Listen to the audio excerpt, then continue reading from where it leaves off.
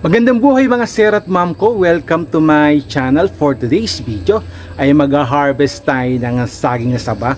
So nakita ko yung saging na saba, medyo may dilaw na. Yung iba pahinugin natin, at yung iba naman gagawin natin na paboritong merienda ng ating pamilya na tinatawag na banana chips. Kaya mga sir at ma'am ko, samahan niyo po ako.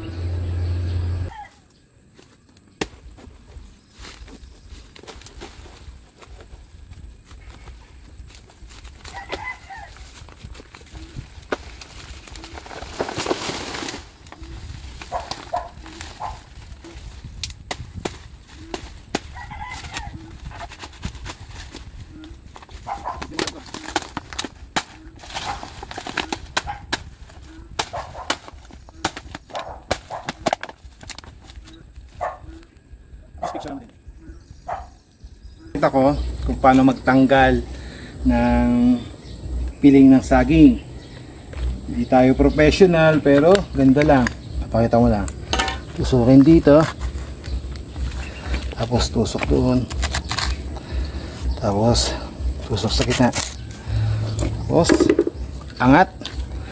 Yan. Ulitin natin. Tusok sa kabila, sa gitna, tapos angat.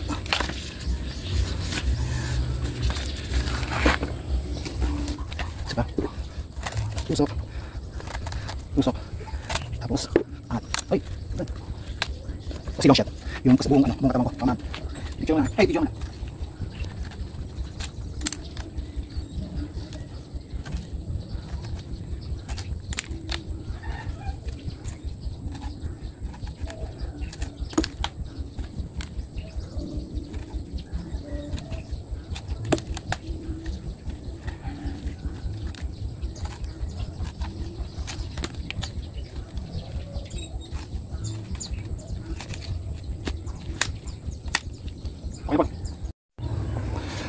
So ito na yung na-harvest natin na saging na saba. Yan.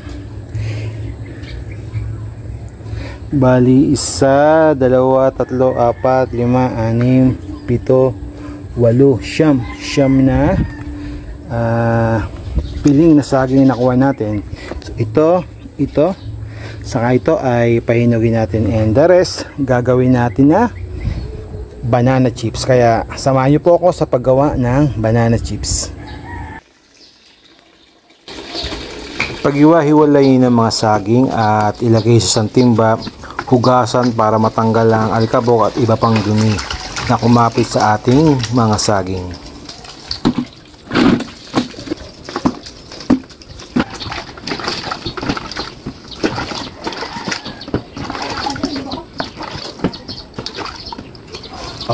After mahugasan ng mga saging ay isa-isa nating babalatan yung ating mga saging na saba at muli nating lilinisin o hugasan para ma-prepare na nating ma-slice.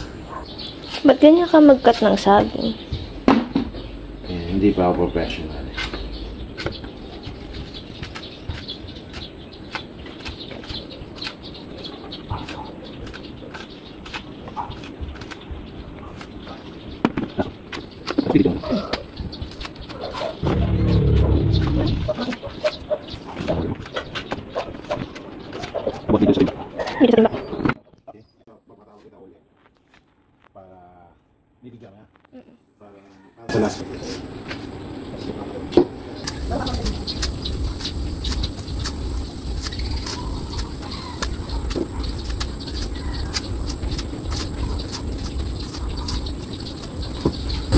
So itong mga pinagbalatan lalagay natin sa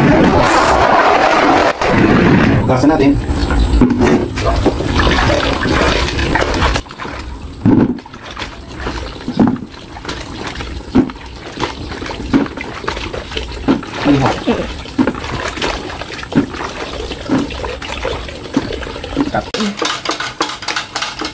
Gamit ang slicer ay hiwain natin yung mga saging na pa-diagonal. Kung walang slicer ay pwede naman mga kutsilyo. Pero yung slicer na to ay mura lang at na ito ay nabibili sa Shopee.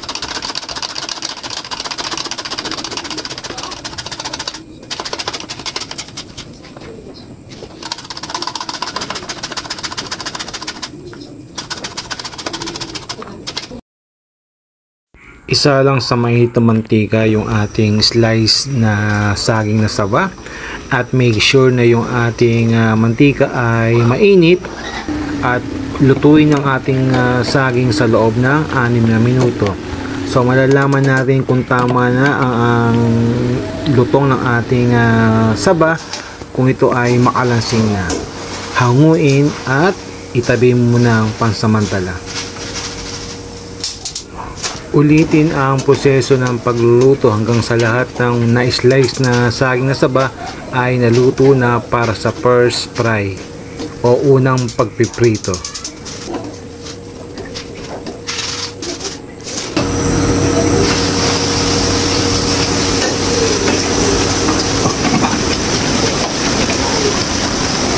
Okay, stop na. Ito na yung resulta ng ating banana chips para sa first fry or unang salang sa mantika. Then, unsweetened pa siya. Isasalang ulit natin siya sa mantika for second fry. Then, mag-a-add tayo ng sweetener para magka-flavor yung ating banana chips. Para sa ating sweetener, ang ingredients natin ay 1/4 teaspoon ng salt, then 1 cup na sugar and 1 cup na water.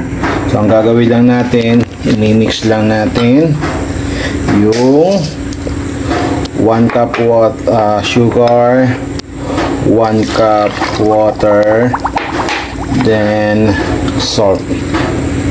So i-mix lang natin siya, then hahaluin natin. So itong mixture natin or sweetener para sa ating banana chips.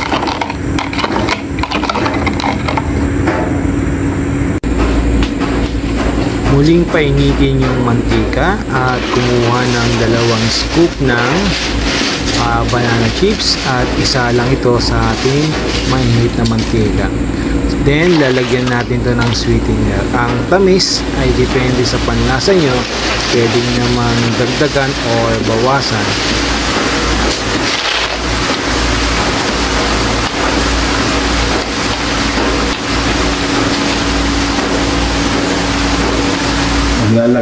Maglalagay tayo na 1/8 cups ng syrup or sweetener.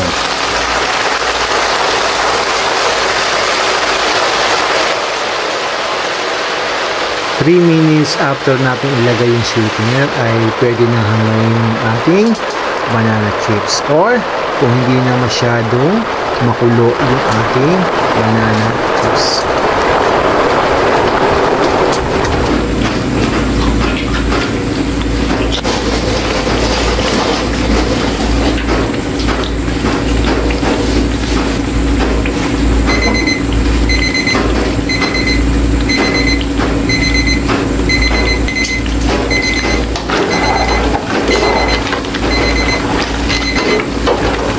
After 3 minutes, tanggalin natin.